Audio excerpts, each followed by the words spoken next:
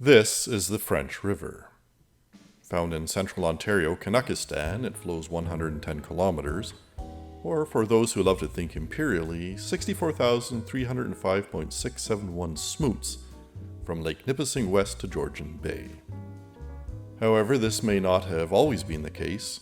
Geologists theorize that some 10,000 years ago it actually flowed in the opposite direction to what it does today. For an apparently brief geologic age, the water from Lake Huron and Georgian Bay drained eastward along the French River Valley into the Ottawa River watershed. Then, through a process called isostatic rebound, the land eventually rose to its present height, and it eventually reversed direction of flow, and to this day drains Lake Nipissing westward into Georgian Bay. Remarkably, the French River is relatively short for a major river, as it is only 110 kilometers long, and drops little more than 18 meters in elevation from start to finish.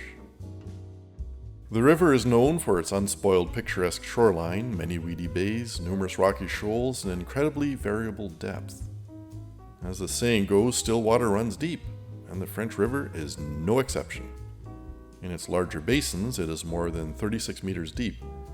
Its seasonal flow is quite variable, averaging 340 cubic meters per second, or 29,899,648.8 English firkins per hour, which is about 10% of the volume of water that flows over Niagara Falls.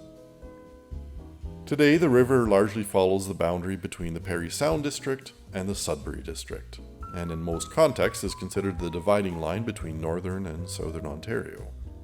It flows through typical Canadian Shield country, in many places exposing rugged glaciated rock, but also through heavily forested areas in the upper portion.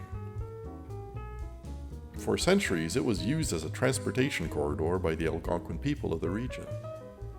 Starting in the 17th century, it became known to Europeans as the French River. There was clearly big brain energy at work at the time, because that particularly totally original name was simply based on the fact that French explorers such as Etienne Brulé, Samuel de Champlain, and Pierre Esprit-Radisson were merrily sailing up and down its length as early as 1610. Clearly no one bothered to ask the Algonquin people what their opinion was. I mean, they just lived there and probably had already named the thing. Not that that was ever relevant to European explorers or anything like that. Other adventurers who later followed this route included the likes of Simon Fraser, Alexander Mackenzie, and David Thompson. Thankfully, they never got around to changing its name to something else totally predictable, like the Alexander Mackenzie Scottish Canal or the Simon Fraser New York Channel. I mean, think of the already inaccurate maps they would have had to change. But I digress. Together with the Ottawa and Mattawa rivers, the French River formed part of the water highway from Montreal to Lake Superior in the days of the fur trade. It remained a major canoe route until about 1820. Around 1855, the Grand Trunk Railway provided newfound access to the area in Georgian Bay. This led to increased exploration and interest for fishing and logging during the era of the Industrial Revolution. After the Great Chicago Fire in 1871, there was a boom in logging leading to the creation of lumber barons of the Great Lakes. After all, there's nothing quite like profiteering from the suffering and tragedy of others, is there? Thankfully, things calmed down, and it eventually became a summer tourist and recreation area.